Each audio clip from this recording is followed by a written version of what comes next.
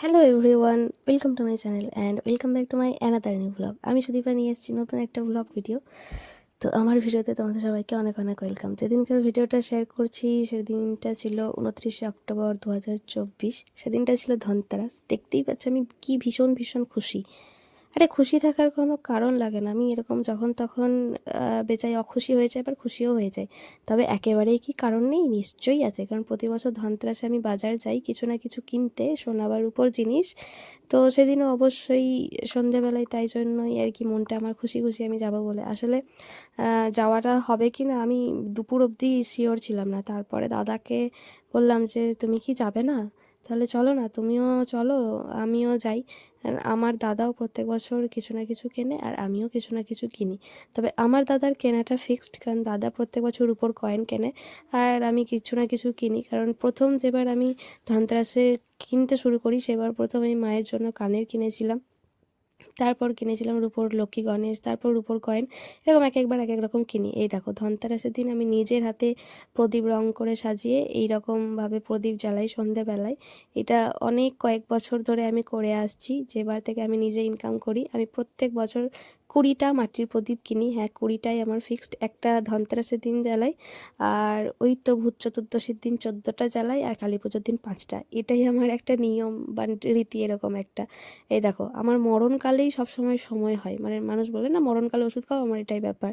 তো 14 প্রদীপের জন্য আমি থালি সেটটা রেডি করছিলাম। প্রদীপটা ডিজাইন করা আমার এখনও বাকি আছে, তো ওটাই করছিলাম। আর তখনই আর কি দাদা ফোন করেছিল যে রেডি হ, চল বাজার থেকে ঘুরেই আসি। তারপর আমি রাতের বেলায় এসে আবার এই কাজটা কমপ্লিট করব।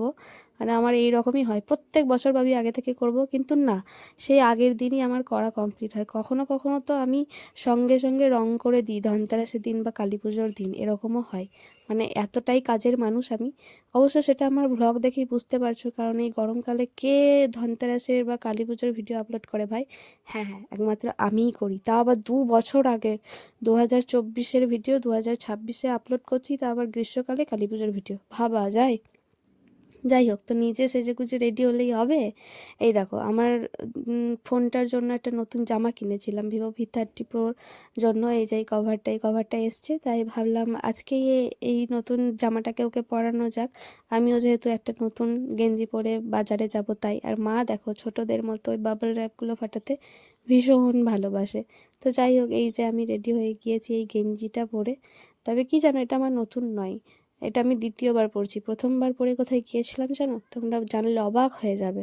মানুষ নতুন জামা পরে কেউ হসপিটাল যায় জানো? আমি গিয়েছিলাম নার্সিং হোম আমার ইউএসজি করতে। সেদিন আমি নতুন গেঞ্জিটা পরে গিয়েছিলাম। মানে আমি এমনই ট্যালেন্টেড মানুষ। যাই হোক, আমার সাজগোজ বলতে ওই তো চশমাটা আর কি, জঘন্যভাবে চুলটা কাটা হয়েছিল তাই চুলটাকে বাবা ওরকম বেঁধে নিয়েছি, একটা টিপ।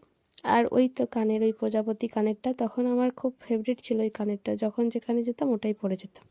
মা পেছন দিক থেকে টাকা দিচ্ছিল আমাকে, কারণ আমার তো এবারে ধনতেরাসে কেনার মতো সত্যিই কিছু টাকা নেই। অন্যান্যবার আমি নিজের টাকায় কিনি, কিন্তু এইবার আমি যেটাই কিনবো আমার নিজের টাকাই নয়, আমার টাকাও নেই। এই দেখো এবার দাদা চলে এসছে, আমিও যাচ্ছি। মা পেছন দিকের থেকে ওই তো টর্চ লাইট জ্বেলে আসছিল আমাকে এগিয়ে দিতে। আমি যেখানেই যখনই যাই না কেন মা এগিয়ে দেয়। এটা একটা খুবই সাধারণ ব্যাপার, কারণ মা এগিয়ে না দিলে আমার জার্নিটা ঠিকঠাক হয়ই না, এরকম একটা ব্যাপার আর কি।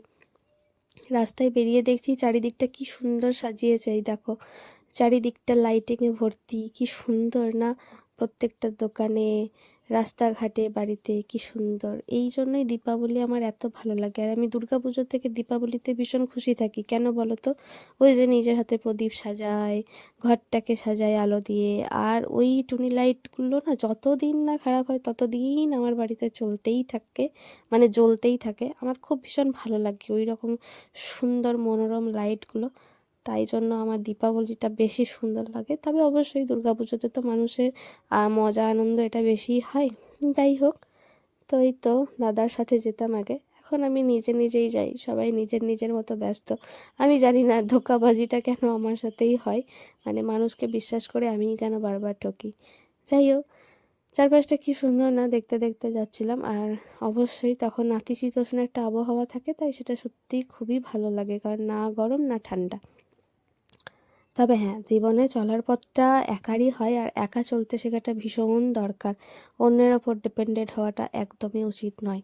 না হলে কপালে দুঃখ ছাড়া আর কিছুই জোটে না।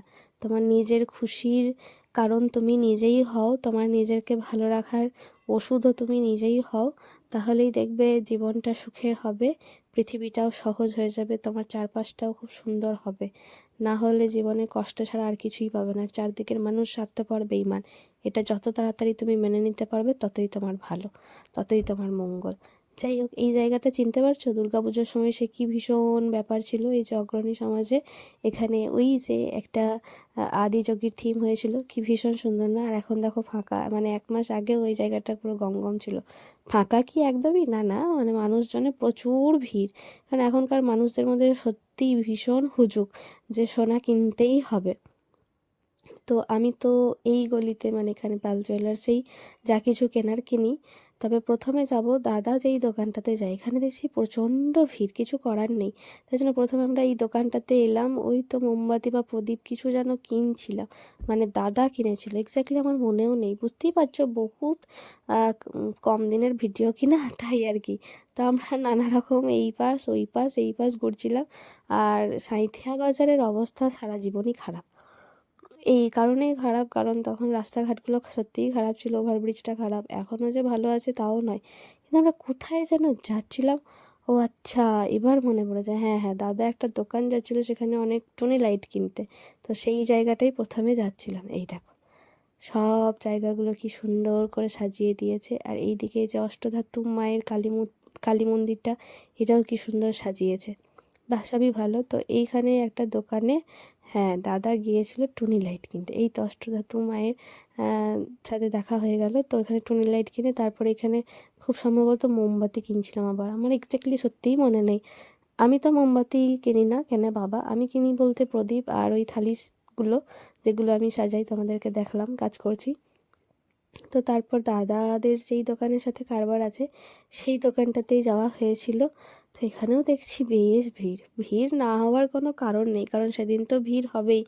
আর আগেকার দিনে নাকি বিহারি মারোয়ারি ওরাই সবাই কিনতো, এখন তো সবাই ধনতেরাসের দিন কেনে। আর এই বাচ্চাটা দেখো কি সুন্দর নাচানাচি করছে, তাই না? ওকে দেখে আমার খুব ভালো লাগছিলো। এখানে প্রচুর লোক, অনেক সময় কেটে গিয়েছে এইগুলোতে। তারপরে আমার বাবা যেখানে কেনার সেখানেই আমি এসেছিলাম কিনতে।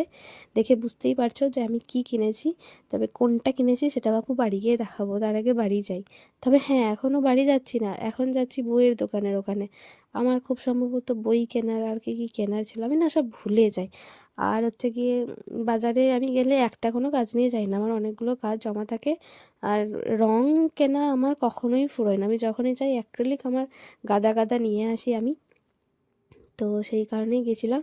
যাই হোক, পুরো বাজারটা চক্কর মেরে এবার যাব বাড়ির দিকে। তবে পুরো বাজারটা চক্কর কেন মারতে হয় জানো? রাস্তাঘাট এতটাই খারাপ ছিল যে এই দিক থেকে ওই দিক, এই যে এখন যেমন সাঁইথিয়ার এই যে থানার এই জায়গাটা পেরোচ্ছি, এই দেখো এই দিক দিয়ে পেরিয়ে আসতে হচ্ছে ওই নদীর রাস্তাটার ওই দিক দিয়ে, ভাষা ব্রিজের ওই দিক হয়ে, মানে এমন খারাপ অবস্থা। আর প্রত্যেক বছর না সাঁইথিয়া থানাতে খুব সুন্দরভাবে পুজো আর লাইটিং করা হয়। আমি জানি না প্রত্যেকটা থানাতেই কেন মা কালীর এত সুন্দরভাবে আরাধনা করা হয়, এর পেছনের লজিকটা আমি সত্যিই জানি না। আর এই যে সামনের লাইটিংটা, এটা ইয়ং স্টার ক্লাবের করা হয়েছে, একদম সাঁইথিয়া উচ্চ বিদ্যালয়ের পাশেই। কি ভীষণ সুন্দরভাবে এখানে মানে লাইটিং করা হয়, পুজোটাও ভালো হয়। তবে মা কালীর মূর্তিটা মানে সারা বছরই ওটাই থেকে যায় খুব সম্ভবত, আমি যেটা জানি ওটা প্রতিষ্ঠিত মা কালী। মা কালীর মুখটা দেখতে খুবই সুন্দর, শ্যামা মা। মুখটা দেখলেই মন প্রাণ জুড়িয়ে যায়। তোমাদেরকেও দেখাই, দেখো এই দেখো কি সুন্দর না মায়ের মুখখানা। হাই স্কুলের সামনেই তো বইয়ের দোকান, ওই বইয়ের দোকানে কাজ ছিল, ওখানে কাজ মেটাতে গিয়ে মাকে দেখা করে বাড়ি এসেছি।